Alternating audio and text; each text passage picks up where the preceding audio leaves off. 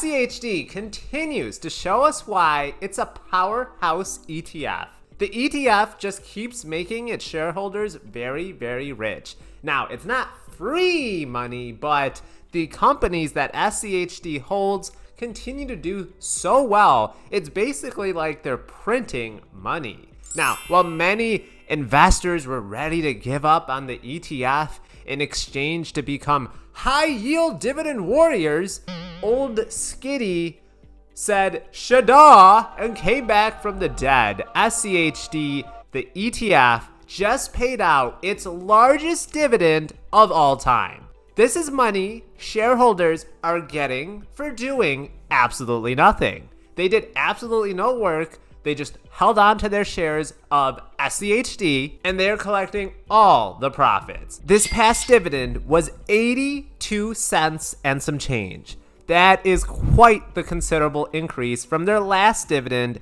that was just 61 cents. This is a brand new all-time high for them. Last June, they were paying out 66 cents. Now remember, SCHD, it gets reconstructed every year, so it's not exactly an apples to apples comparison, but I do love the direction that SCHD is going in.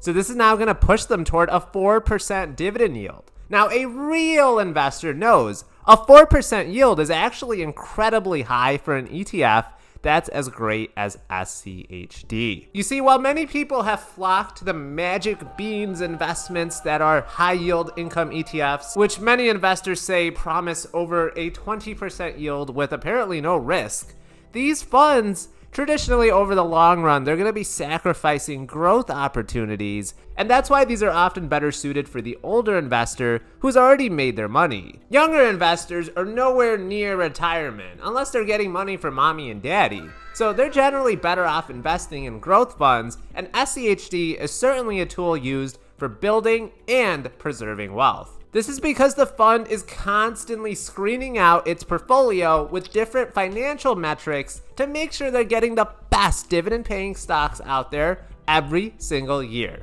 Part of this includes dividend yield and looking at consecutive years of payments, among others. Now, looking at their holdings, we have companies that play an integral part of this economy.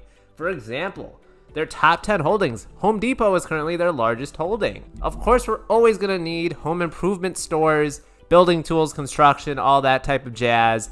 We got AbbVie, a big pharmaceutical companies, right? A lot of people rely on these pharmaceutical drugs to even live. We have companies like Chevron pumping out that oil. We have profitable companies like Lockheed Martin because, you know, war is always super profitable. We got Coca-Cola, which makes soft drinks, but they also make hats these days, as I'm told. So that's about 4% of the portfolio. Then we got the good old BlackRock taking over the world at 4%. They provide a lot of tools for people to grow their wealth, control over $10 trillion in assets under management. Quite a powerful company indeed. So 103 different holdings altogether. So SCHD's dividend growth over the years has certainly outpaced inflation. It's like the only thing that beats inflation these days because it's just so darn high. And they do this with a very diversified basket of holdings that are in different sectors like healthcare, financials, tech, and other recession-resistant areas. It's also got a super low expense ratio that people often sleep on just because they're so used to paying high expense ratios these days. We got expense ratios going well over 100 basis points, while SCHD is less than 10 basis points. That's super juicy. Now, SCHD may not have outpaced the market in recent years, but it's still a way to get a hassle-free dividend complement in a portfolio and get some capital appreciation. Over the last 10 years, the fund has returned over 100% in total return, and that's not including dividends. Its 5-year dividend CAGR is 13%, which is also quite impressive. Just look over the years, guys. It just continues to raise its dividend year after year. 2013, 2014, it was only around $1.10.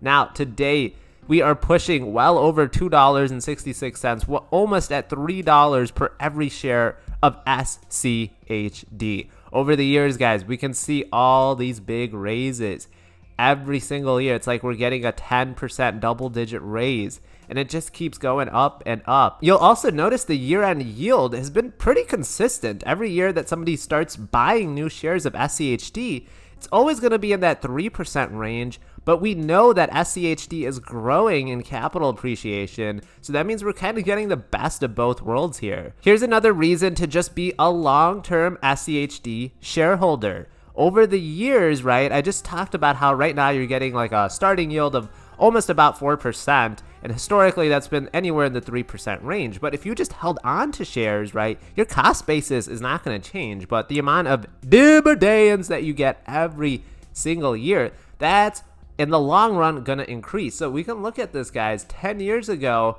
if we look at people that bought SCHD back in July of 2014, they're now getting a mind-boggling, super juicy dividend yield of 7.34%. That is an amazing return. Remember, the S&P 500 on average typically only returns around 7 to 10%.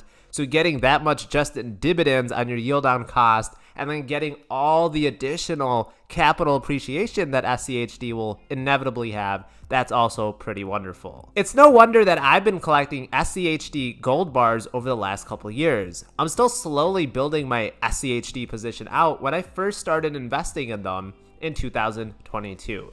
I now own almost 58 shares, which will pay me $48 in dividends this most recent quarter. This is why long-term buy and hold investors win. Over the long run, the economy does good. There's gonna be days and weeks and even quarters or years where the economy doesn't do as hot. The loser investor will panic sell at any bad news. They'll try to get rich tomorrow by investing in yield traps or whatever the latest trendy hot new thing is. But me, I personally barely even look at my portfolio these days. I know my companies are going to be fine whether I look at them or whether I don't. I believe in my thought process for selecting great companies, for selecting great ETFs, and once I purchase them, I let them ride out.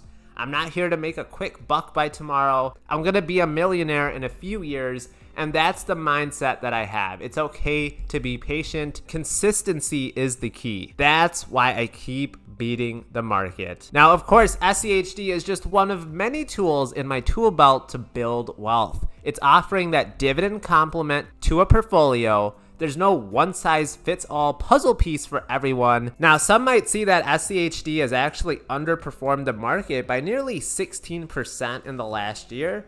And of course, this will turn off many to investing in SCHD.